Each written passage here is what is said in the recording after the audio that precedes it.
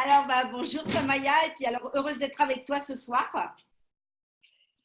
Alors, ce soir, tu es avec moi, avec nous, pour partager ton expérience de la sagesse ancestrale des peuples premiers, c'est ça? Oui, Evelyne, je suis là pour partager un peu mon chemin, mon expérience et parler un peu sur la terre, et parler sur le féminin sacré, sur les femmes, sur l'Amérique du Sud. On va partager un peu, c'est ça qu'il y a Alors, et je pense que c'est ma mission de vie. d'accord, toi-même, tu es colombienne et espagnole. Et depuis 15 ans, tu vas et viens entre l'Europe et l'Amérique du Sud et même le monde. C'est ça? Oui, un peu. Je m'appelle Diana parce que c'est le nom que mes parents m'ont donné.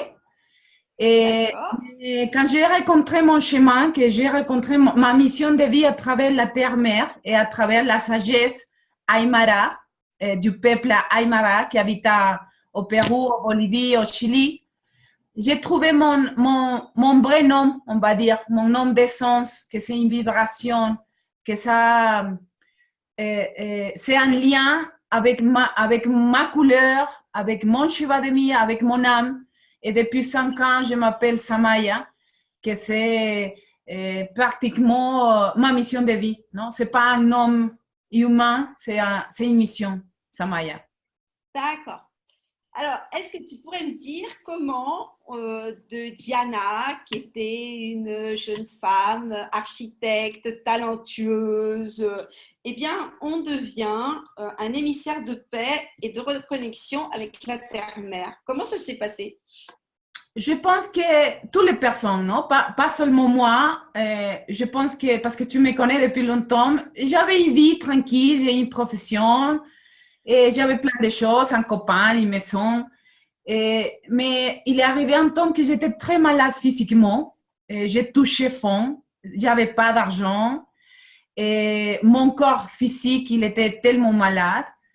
Et il n'y avait pas de travail ici en Espagne, c'est-à-dire il y avait plein de situations que je n'arrivais pas à sortir, à réussir.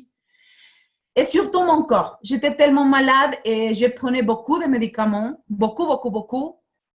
J'avais éveillé un peu mon esprit, j'ai fait des méditations, je parle de chakras depuis longtemps.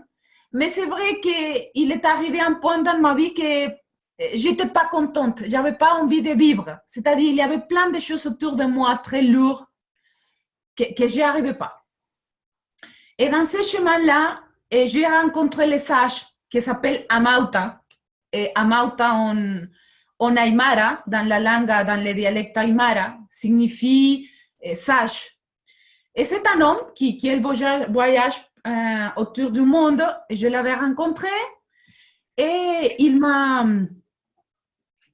dit deux choses qui m'ont vraiment cassé la tête. Alors, parce que j'arrivais, je dis, oui, j'ai plein de connaissances, je suis architecte, je fais de la méditation, j'ai plein de choses, non? Mais vraiment, ma vie, elle est fermée, j'ai pas de chemin maintenant, je sais pas quoi faire, mon corps est malade. Alors, il m'a dit, mais tu as un problème parce que tu as plein de choses dans ta vie, mais tu n'as pas un but, un objectif. Tu n'as pas une mission. Alors, tu ne sais pas pourquoi tu as plein de choses dans toi. Et la deuxième chose qu'il m'a dit est ton corps, il est totalement sans énergie. Et tu es désancré. Tu es désenraciné de la terre, il m'a dit. Et dans ces moments-là, je ne savais pas, même pas c'était quoi la terre. C'est-à-dire la terre, c'était les plants, les arbres, la nourriture. Mais je ne savais pas que la terre, il y avait un esprit qui était vivante. Je ne savais pas dans ces moments-là, pas dans la conscience. Et ça a été en mars de 2013. Et depuis là, il a commencé mon chemin. J'ai quitté l'Espagne tout de suite, après faire un ancrage rituel. J'ai quitté l'Espagne, j'avais pas d'argent, j'avais rien, mais tout s'est posé et j'ai pu acheter les billets. Je suis allée pour faire un volontariat au Canada et je suis partie comme ça. Et j'étais dans un exil, on va dire, à plus près 6 mois dans les montagnes rocheuses et avec le sage, avec la guide sage et avec la terre. C'est-à-dire, j'ai habité dans un endroit très puissant de l'énergie de la terre et j'ai arrivé à me soigner physiquement dans un mois et quelques jours. Et, et après, c'est développer quelque chose dans moi que je pense que c'est ma mission de vie aujourd'hui. C'est ça que je viens partager aujourd'hui, non? Un peu, je fais l'histoire, la petite histoire. D'accord. Et donc, c'est en 2013 que tu es initiée à la sagesse ancestrale Awotika, c'est ça? Yes, oui, c'est comme ça. Et ça s'est passé où? Je pense que je raconte mon histoire parce que mon histoire, c'est un peu à l'envers de toutes les personnes. C'est-à-dire, je pense que je me soignais et j'ai reçu des initiations, mais je ne savais pourquoi ou qui c'était ces initiations. Je ne savais pas jusqu'à que j'ai quitté le Canada. Et après, ça a commencé à développer que je visite beaucoup des endroits de pouvoir dans tout le monde. Et je suis tout le temps avec le sage qui m'a transmis plein de sagesse ancestrale. La première, c'est initier dans des endroits de pouvoir autour de la planète. Et la deuxième, c'est des transmissions orales de la sagesse et des initiations des rituels avec lui. Et c'est pour ça que j'ai devenu, c'est-à-dire, il est arrivé un point que j'ai mis que je suis femme médecine. C'est pour ça, parce que je suis porteuse d'un message de la Cordillère des Andes. Et dans ce message, ma mission, la spécialité ou la couleur la plus importante, c'est l'ancrage. Et la deuxième, c'est la matrice. Il faut que les femmes éveillent, activent la matrice, l'utérus. Et la troisième, c'est être messagère des endroits de pouvoir de la planète, naturels ou des temples construits comme des pyramides ou Machu Picchu ou tous ces endroits. Et pendant toutes ces années, j'étais tout le temps initiée jusqu'à aujourd'hui.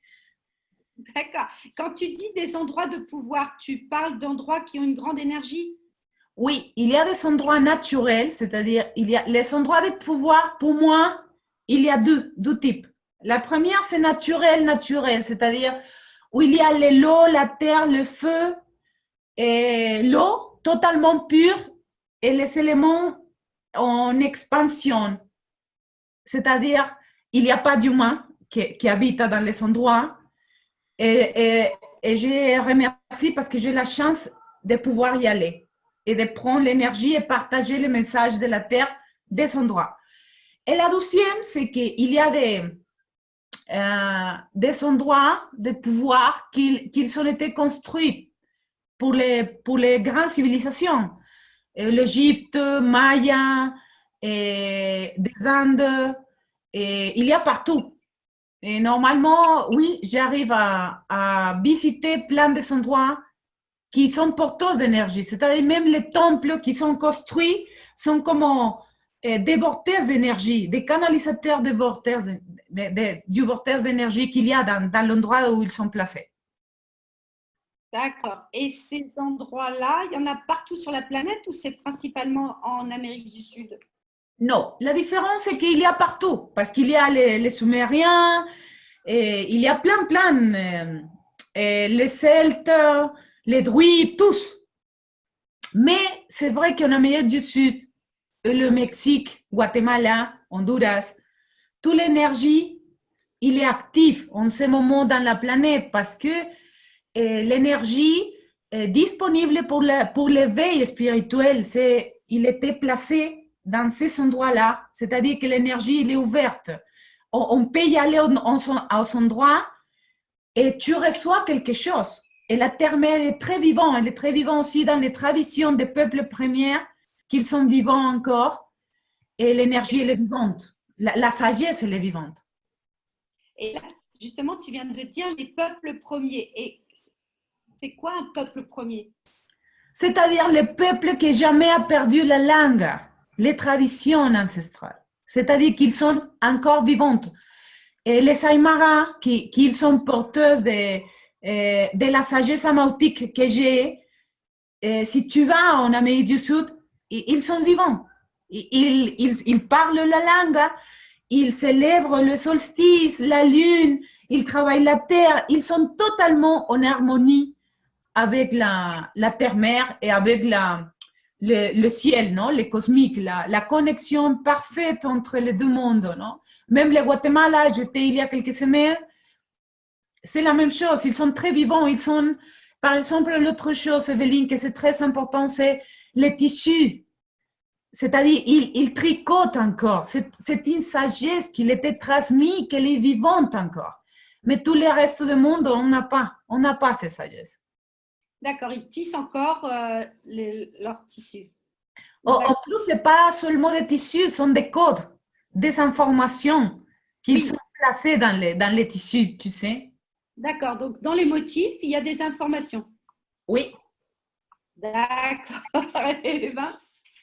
Et sinon, pour revenir un tout petit peu en arrière, en 2012, tu as créé une association, la tribu Ama.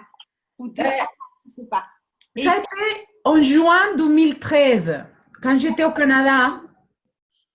Après que je me soignée avec la terre-mère, parce que c'était très vite. Tu sais, j'ai pris beaucoup de médicaments. J'étais vraiment très malade, des menstruations très douloureuses. Je prenais d'antibiotiques tout le temps, presque tous les jours, parce que j'avais des infections. Non, j'étais tellement malade. Et peu de temps après, vitement, j'étais soignée. Et quand j'ai commencé à reconnaître la terre-mère, j'ai décidé de créer un projet qui s'appelle Tribus Ama avec 12M. Et parce que Ama, c'est le nom ancestral de la planète. Il y a longtemps, il était reconnu pour les Africains, pour le peuple de l'Afrique, des Andes, tous.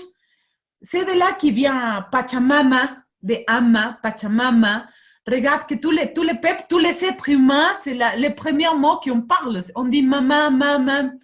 Il y a quelque chose que c'est la maman de tous, pas la maman physique de nous, sinon c'est la maman, non? La terre-mère. Et c'est un projet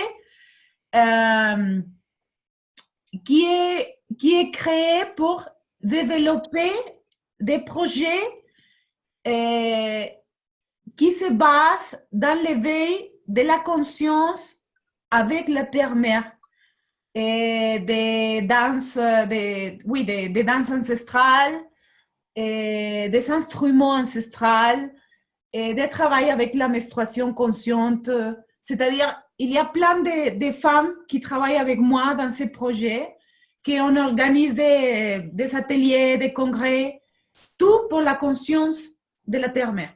C'est ça le projet. Et c'est principalement des cercles de femmes? Pas des cercles. Les cercles, on va dire qu'ils sont inclus dans les projets, mais c'est des femmes qui ont créé des projets particuliers. D'accord, je comprends mieux.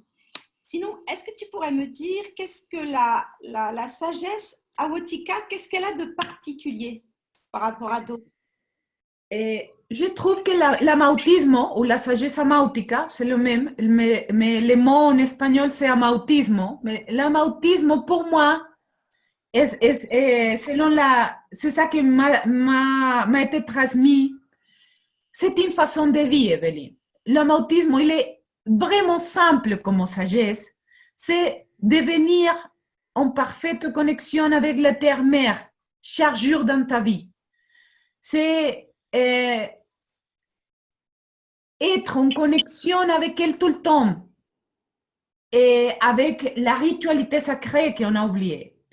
L'amautisme, il se base dans 3 principes basiques. La liberté des êtres humains.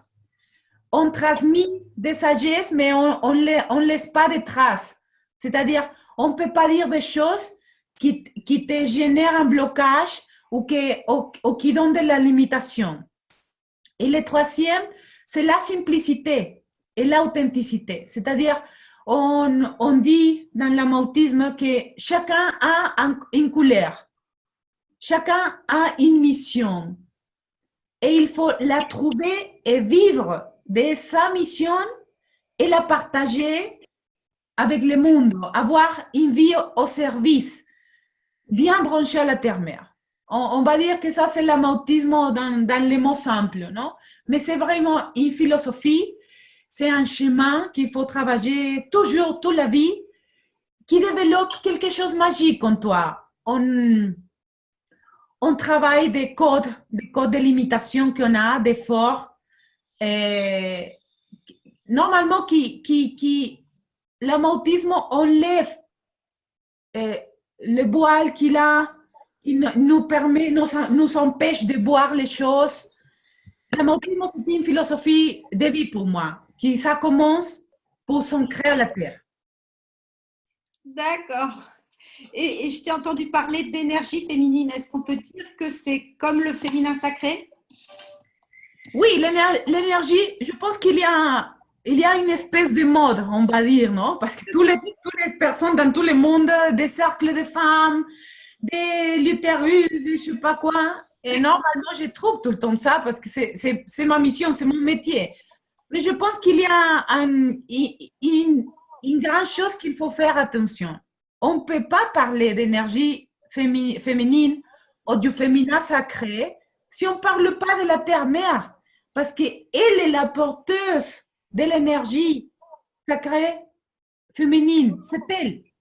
C'est-à-dire, je ne peux pas parler d'être une femme si je ne suis pas ancrée à la terre. On ne peut pas parler de la matrice, de la vie, mais si on n'est pas ancré à la terre.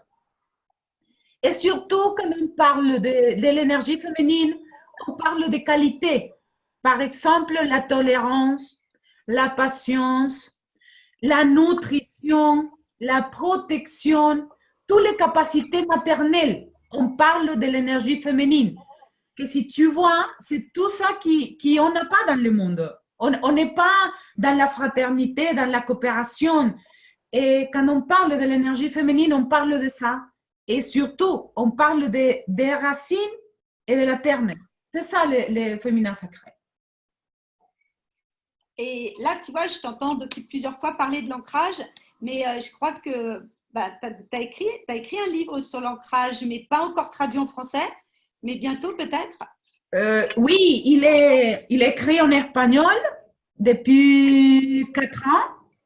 Et il est traduit en italien. Il est presque fini en français. Je fais tout le possible pour le faire sortir en juin, 21 juin pour les solstices de ce mois. On va voir si ça arrive. Et l'ancrage. Pour moi, c'est un état de conscience. C'est un état élevé de conscience qui te permet de communiquer avec la terre-mère. L'ancrage, c'est physique, mais aussi énergétique. C'est-à-dire que je suis, mon aura, mon champ énergétique, il est branché à l'aura et l'énergie de la terre-mère parce qu'on vient d'elle. C'est-à-dire, on est des bébés de la terre-mère.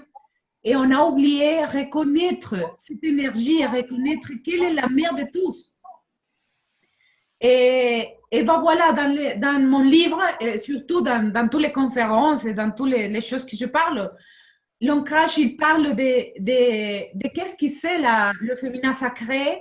Je parle de la terre-mère, je parle des rituels d'ancrage pour les faire. Et je parle des cycles lunaires, solaires, qui sont essentiels dans l'ancrage. Non? Toutes les choses que vraiment on a oubliées, c'est-à-dire, même Evelyne, on n'a pas une vie rituelle. On a oublié la ritualité, mais notre vie, elle est rituelle. Et on a oublié l'importance de devenir sacré à chaque instant, de remercier à chaque instant de la vie. On a oublié les rituels qui nous fait passer d'une étape à autre. C'est-à-dire, on a oublié plein de choses qui sont des traditions et des sagesses ancestrales. Et donc, pour se reconnecter à la terre-mère ou à son énergie, on peut dire que que c'est par l'ancrage qu'il faut commencer?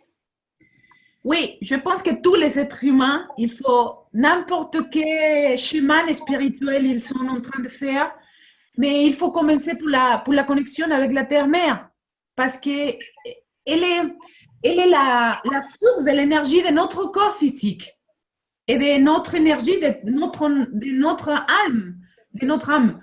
C'est-à-dire, elle est la mère, il nous a permis d'incarner et avoir une mission et une expérience humaine ici. Alors, il faut retourner à elle et l'ancrage commence pour être près d'elle, près de la nature de façon consciente, pas comme ça, sinon il faut être totalement consciente, il faut se rappeler comment se communiquer avec la terre-mère, parce qu'on a oublié, on n'a pas la sagesse. C'est-à-dire, il y a plein de gens avec qui je travaille et ils habitent dans des endroits même de pouvoir parfois, même des endroits naturels, éloignés, mais ils ne sont pas ancrés. C'est-à-dire que seulement la nature, il ne suffit pas d'être ancré. Il faut avoir la sagesse, la conscience, se rappeler de comment recréer les liens pour se connecter à la terre-mère. Oh, vaste programme. Hein. Et est-ce qu'on peut dire que, enfin ça c'est une croyance, s'il y a le féminin sacré, il y a le masculin sacré aussi.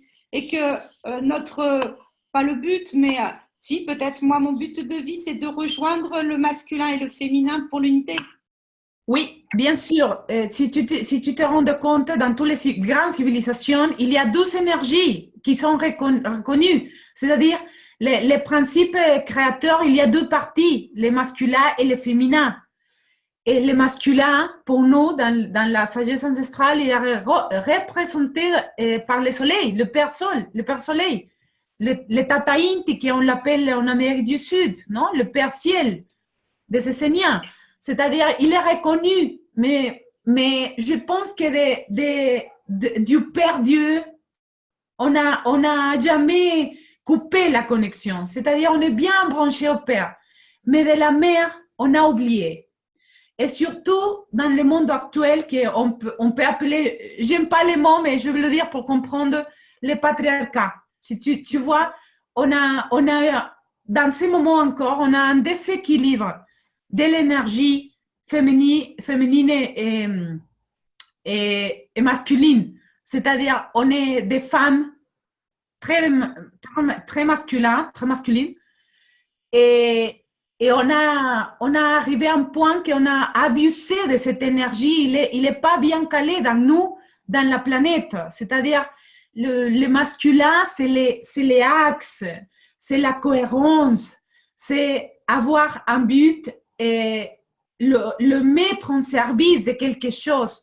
Le masculin, il est créé pour rendre service au féminin. Mais comme on a oublié le féminin, le masculin, on ne sait pas à quoi ça sert. Et pour récupérer l'équilibre du féminin, même un homme dans les femmes chez les femmes et chez l'homme, il faut retourner à se brancher à l'énergie de la terre, parce que l'énergie de la terre, c'est le féminin, c'est la source de l'essence d'ici, de cette planète. Et après, le masculin, il vient à se recaler, de toute façon, qu'il va rapporter des choses très différentes, comme on voit dans l'humanité. C'est pour ça que c'est très important le travail chez la femme. Parce que la femme, même les hommes et les femmes, on a les 12 énergies. Mais les hommes sont plutôt solaires parce qu'ils sont la connexion avec le cœur et le soleil. Et nous, les femmes, on est branchées à la terre à travers l'utérus. Et si tu vois, la femme, elle donne la vie. C'est-à-dire qu'elle est le passage de cette énergie. Et comme l'utérus, c'est une matrice qui accueille la vie, et on est un peu malade dans ce moment, toutes les femmes. On a plein de blessures, plein de blocages, qu'il faut les travailler.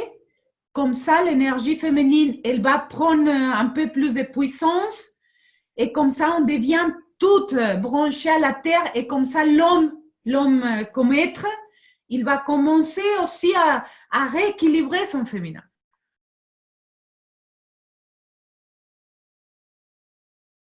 sais, je vais faire l'introduction un peu parce que normalement, il y a un mouvement qu'on appelle la bendition de l'utérus. Il a été créé pour Miranda Gray. Elle est née en Angleterre, je pense. Mais c'est un mouvement, je pense que c'était très important parce qu'il a développé une conscience de l'utérus chez la femme. Mais je pense que l'utérus, il est déjà béni, c'est-à-dire il est déjà sacré parce qu'il porte la vie. Mais je pense que le vrai chemin, c'est récupérer la sagesse de la matrice et activer la matrice. C'est-à-dire, regarde Evelyne, j'ai 4 ans que je voyage pendant le monde. Et normalement, je suis près des cercles de conscience, pas des femmes qui ne cherchent pas un éveil, sinon je suis avec des femmes qui cherchent, qui sont un chemin spirituel, mais personne parle de la matrice, de l'importance, de ce qu'on charge, des blocages qu'on a. On ne parle pas des violations, des avortissements, c'est-à-dire toutes ces blessures, ils sont chez les femmes et on porte ça et on ne sait pas. C'est-à-dire, on ne sait rien de notre matrice. Et la deuxième, on ne sait pas que pour soigner la matrice, il faut se brancher à la terre-mère. C'est-à-dire, on est totalement ignorante de cette sagesse qu'il faut éveiller pour nous soigner et soigner l'humanité.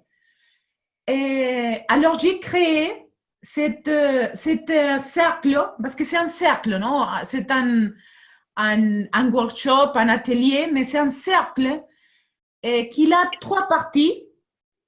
Et la première, c'est que je partage que la sagesse de la matrice, c'est quoi la matrice, qu'est-ce qu'il y a dans la matrice, qu'est-ce qui se passe avec nos organes sexuels féminins, qu'est-ce qui se passe avec eux, pourquoi on est malade.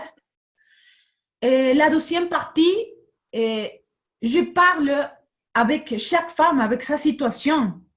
Parce que normalement, on a des blocages très ponctuels qui peuvent venir peut-être dans la conception de cette femme, ou peut-être dans la gestation, ou dans l'enfance, très ponctuel. Et la troisième, c'est un protocole des plantes naturelles qui fait un peu vider la matrice des femmes.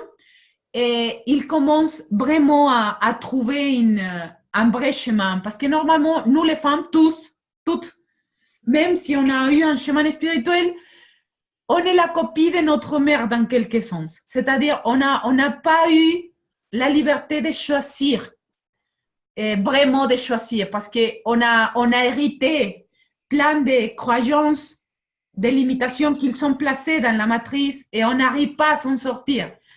Et c'est là que je travaille. C'est-à-dire, dans l'atelier, dans le cercle de l'activation de la matrice, je propose vraiment un chemin d'authenticité chez la femme.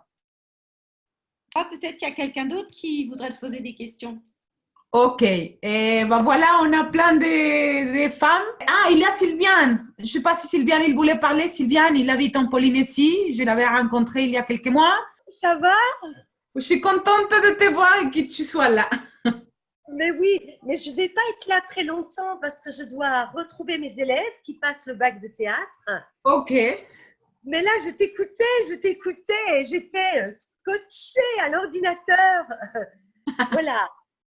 J'ai vraiment écouté avec beaucoup d'attention ce que tu as dit parce que ce matin encore, je suis allée dans mon jardin, là où je fais des petits rituels et j'ai offert une feuille de coca à la terre et parce que vraiment, tout ce que j'ai vécu avec ma maman, par exemple, parce qu'on parlait de la transmission, etc., c'est quelque chose de réglé maintenant.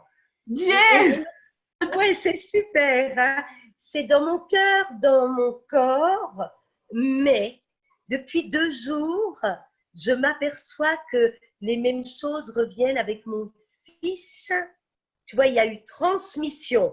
Et tu m'avais dit, quand tu étais venue ici, tu règles avec ta mère, mais tu vas voir, il y a ton fils également. Le petit, là, qui est en Nouvelle-Zélande. Et comme par hasard, il va venir au mois de septembre à Tahiti. Et on va faire le travail de nettoyage, de purification, de libération, tu vois. Parce que c'est exactement la même chose et j'ai les mêmes symptômes physiques. Les mêmes symptômes physiques. Mais comme c'est la deuxième fois que ça arrive, j'ai très vite, durant ces 48 heures, fait des choses pour libérer le corps physique, tu vois. Mais malgré tout, ça n'en finit plus, tu vois. On a nos mères, nos grands-mères, et puis ensuite on a nos enfants. Mais voilà, quand on a généré un processus de guérison et de libération, c'est parti. Et on va souffrir un temps, mais il y a bien un moment où ça va s'arrêter. Hein. Voilà. Là, bon, je pense que c'est bientôt fini pour moi, mais voilà. Donc, je voulais te dire ça parce que toi, tu es venu en novembre. Hein, on a commencé à travailler. Novembre, décembre, janvier, février, mars, avril, mai, juin. Ça fait 8 mois. C'est presque une grossesse. Hein. Et côté maman, voilà, il y a eu une réharmonisation, enfin quelque chose comme ça. Voilà. Voilà, et Sylviane, je l'avais rencontrée à Tahiti, mais la vie, non? La vie nous unit. Et c'est vrai que Sylviane, elle habite dans un endroit très puissant, parce que pour moi, la Polynésie, c'est la Polynésie. Mais on a parlé, non, des choses, et surtout, même elle a des années dans les chemins spirituels, dans son travail personnel. Mais c'est vrai que quand elle m'a parlé, elle m'a dit non, ma maman. Et j'ai dit, ah non, Sylviane, il faut travailler ça. Mais non, oui. Non, et on a commencé, je l'avais laissé quelque chose, on a fait un ancrage rituel, Ouais. on a fait quelque chose qui a développé quelque chose qu'elle avait besoin, que c'était difficile de caler, je pense, non? Et on est arrivé. Ouais, mais moi je repense à ce que Ève disait par rapport au féminin et au masculin sacré. C'est vrai qu'à partir du moment où on travaille sur soi, en soi, on touche le côté sacré de notre être. Hein? Alors évidemment, il y a également, moi je pratique le Kundalini Yoga, le Tantra Yoga, et on va directement vers le féminin sacré aussi. Là, hein? Et il y a l'équivalent au niveau masculin sacré. Mais voilà, s'unir à la terre, c'est aussi toucher à la sacralité et de la terre et de nous-mêmes. C'est vrai.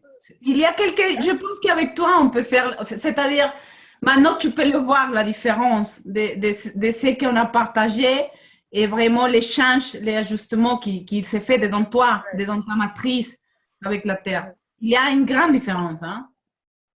Oui, et maintenant, de plus en plus, mais je me sens imprégnée et unie avec tous les éléments naturels.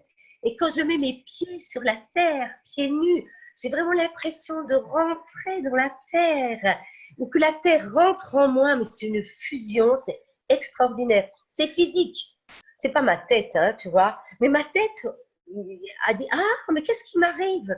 Je me sens vraiment en union, on parle souvent d'union cosmique, mais là, c'est vraiment une union tellurique qui est extraordinaire. Et ça fait, je te dis, 8 mois hein, qu'on a travaillé ensemble et tout le temps. Et puis là, j'ai arrêté de fumer, Samaya, complètement. Ah, mais 8 mois, non, mais j'étais vue en février. C'était pas en novembre? Non, c'était février, mars, avril, mai, 4 mois. Oh, écoute, voilà, 4 mois. Oui, 4 mois, c'est vite. Et oui, et en même temps, tu vois, le fait d'avoir généré un processus de guérison avec ma maman, eh bien, mon fils, qui est vachement proche de moi, eh bien, il a dû ressentir les choses. Et puis, voilà, il a décidé de revenir en septembre. Et voilà. Et mon corps, quand il m'a dit qu'il allait revenir, mon corps a eu très, très peur. Et j'ai eu mal. Je me suis fait une crise, comme d'habitude. Et je dis, mais attends, c'est bête, quoi. Enfin, c'est pas bête. Mais c'est la porte qui s'ouvre pour enfin rompre avec cet héritage, tu vois, misérable, cette malédiction, quoi. Oui. Et voilà, et lui, il arrive, il va arriver, et bon, voilà, on va travailler. Voilà. Bien, je suis contente. Et c'est bien que même au moins les témoignages en français, comme ça, on peut partager un peu. Et même avec Sylviane, on n'a pas travaillé en cercle. C'est-à-dire, j'étais chez elle 12 jours et c'était un travail un peu… Normalement, je ne travaille pas individuel, mais on a fait un ancrage, on est allé à la terre. Et aussi, dans l'activation de la matrice, je pose une géométrie sacrée sur la tête, sur le cœur et sur l'utérus. Et ça commence à bouger plein d'énergie chez la femme. Seulement la géométrie. Et ça, c'est ce qu'on a partagé avec Sylviane. Et je suis contente, Sylviane. Yes.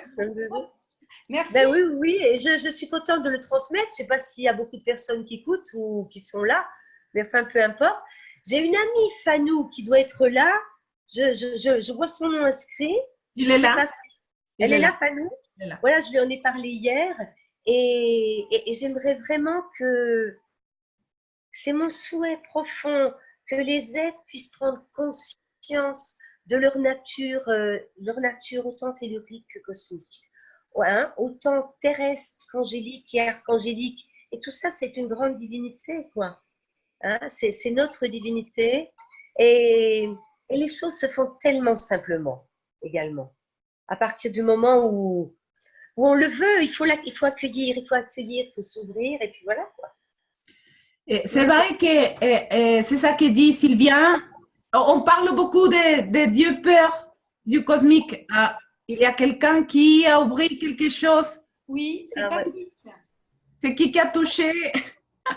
Patrick, tu as fait quelque chose et tu as tout effacé. Ah, ça y est, voilà. Il est là. Et Sylviane a dit quelque chose de très important, est-ce que normalement on a la connexion cosmique avec la divinité, non, supérieure. Mais c'est vrai que quand on passe par l'ancrage, par la connexion avec la terre-mère, ça devient une chose plus proche, pas trop élevée, sinon c'est-à-dire l'ancrage, il donne aussi une vie, la présence de la vie. Et la connexion avec le divin, avec le Dieu, le Père, c'est d'une autre façon, non? Je pense que c'est ça. On resignifie aussi la connexion avec le ciel cosmique. Oui, de toute façon, l'une et l'autre sont importantes parce que si on prend un arbre, une plante, une fleur, s'il n'y a pas de racines, la fleur, elle va nulle part et elle meurt. Donc, c'est vraiment primordial, et tu le disais tout à l'heure. Et puis tout ça, ces racines liées à la terre, c'est également en lien avec le premier chakra, le chakra Brahmarandra, qu'on appelle le chakra racine. Notre énergie sexuelle. Et si on utilise bien tout ça, ben, ça monte, ça monte. Ça monte vraiment, voilà. Ça monte vers le spirituel, mais en fait, le spirituel, il est déjà dans la terre. Le spirituel, il est dans nos pieds, il est dans nos racines. Tout est spirituel, finalement. C'est vrai, Sylviane. Voilà. Merci beaucoup. Merci. Guaira Espinosa, elle dit comment se reconnecter avec votre énergie féminine? Que pour soigner le féminin en nous, pour soigner et activer la matrice, il faut être ancré à la terre-mère parce qu'elle est la source.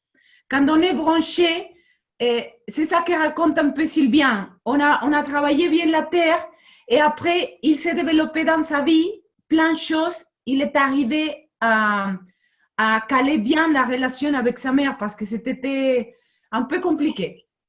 Et quand on parle de l'énergie féminine en nous, il faut travailler la mère, la maman biologique.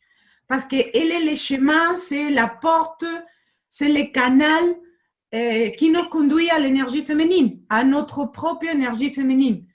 Et la maman biologique, la mère biologique, c'est le modèle de la femme qui nous savons.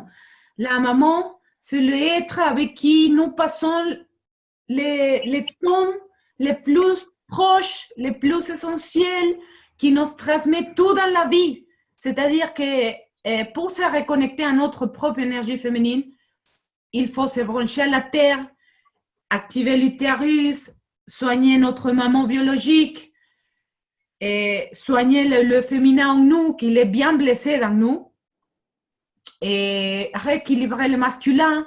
Mais c'est-à-dire que c'est un chemin, un vrai chemin, et même si c'est vite, c'est ça qu'il a dit Sylviane, il a bougé, il a eu un tremblement de terre.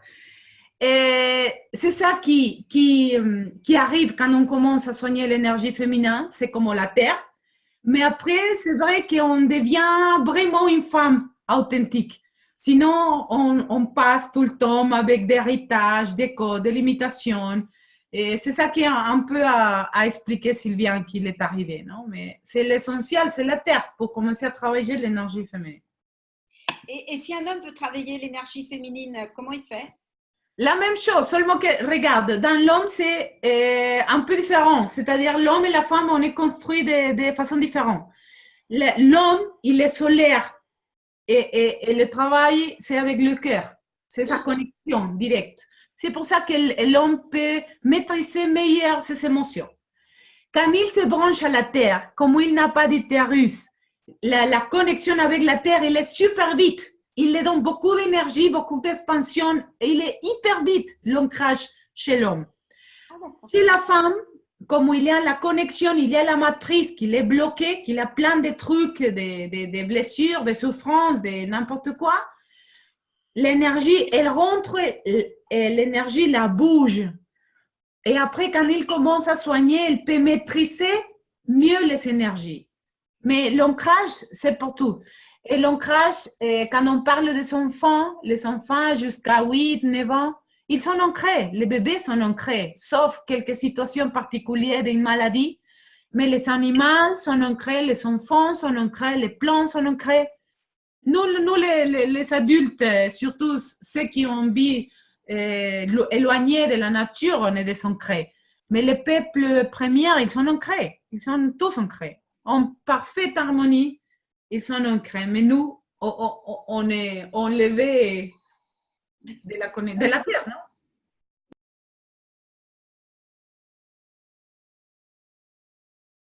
Le cacao, c'est le fruit de l'arbre de cacao et c'est très important, c'est un aliment très important et en Guatemala, au Mexique. J'étais il y a quelques semaines au Guatemala et j'ai trouvé une communauté, un peuple premier qui s'appelle Cachiquel, près du lac Atitlan. Et il porte cette sagesse, c'est-à-dire la sagesse du cacao comme un élément de guérison de la terre.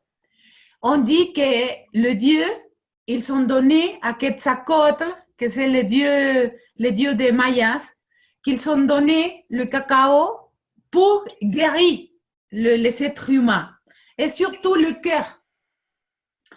Alors, j'ai rencontré cette famille qui travaille de façon naturelle le cacao, c'est-à-dire ils ont les plantations, ils prennent la fruit, ils enlèvent les grains, ils le font sécher, de toute façon que tous les processus pour avoir le cacao, ça devient pur, ça devient dans les conditions qui préservent la médecine qu'il y a dedans le cacao.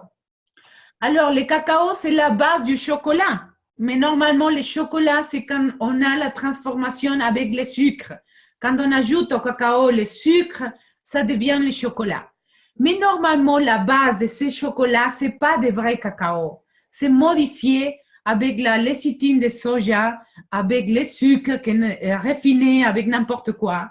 Et vraiment, on n'a pas de vrai chocolat. C'est compliqué d'avoir de vrais chocolats. Et maintenant, Evelyne, j'ai amené les chocolats de Guatemala et je suis en train de goûter et c'est rien à voir avec tout ça que j'avais goûté dans ma vie. Même la cocoa en poudre, ça n'a rien à voir avec la cocoa que j'avais goûté n'importe où, non? Et c'est ça qui est la médecine du cacao. C'est-à-dire que le cacao, si on le prend dans une cérémonie, on partage un cercle, c'est-à-dire on rentre dans la vraie énergie de la médecine du cacao, ça devient une vraie guérison du cœur, surtout. Des situations, des blocages qu'il y a dans notre vie, dans notre corps physique. Le cacao, il rentre, il ouvre les chemins, il te donne une vision très vite, supérieure des situations de ta vie, de ton chemin, de ta famille, de tout. C'est magnifique la médecine du cacao. Et c'est ça que je vais proposer chez toi. Et j'amène le cacao, on va faire en plus la cérémonie, c'est-à-dire on se met en cercle. Et c'est bien, bien belle la cérémonie. Comme cérémonie, j'adore. Et on partage, il y a un cercle de paroles. Mais après, il y a des phases qu'on prend le cacao parce que même on va prendre les grains et on va voir qu'est-ce que les grains te donnent. Parce qu'à travers le grain de cacao, tu commences à voir plein de choses. C'est-à-dire, c'était une médecine très puissante. Très puissante. Et pendant que tu la prends, il va te guérir. Et comme ça, c'est spécial, c'est-à-dire quand il va finir le cacao, je ne peux pas faire des cérémonies parce que j'ai plein de respect, c'est-à-dire il ne faut pas prendre le cacao n'importe où et je le fais. C'est difficile de trouver des cacao purs, des grains de cacao. Et c'est ça que je te propose. On va faire une cérémonie de cacao pour voir comment le cacao rentre, ouvre le cœur et épaisse toutes les situations, nous libère de plein de choses. C'est magnifique. Hein? Et surtout, le cacao reste dans le corps et dans le champ énergétique qui maîtrise plein de trucs dans ta vie les jours prochains à la cérémonie. Les jours ou les temps prochains de la cérémonie, non? Merci à tous pour être là, pour prendre le temps pour partager un peu non, la sagesse ou le message que j'ai partagé dans le monde. Merci Evelyne, à bientôt à tous. J'espère qu'on va faire régulièrement des rencontres en français parce que c'est vrai que j'étais en France il y a 2 ou 3 ans, mais après j'ai arrêté, je suis partie en Italie et après je reviens. Et ben voilà, maintenant que tu es revenu, tu vas rester. Merci beaucoup. Ciao, ciao. Ciao, ciao.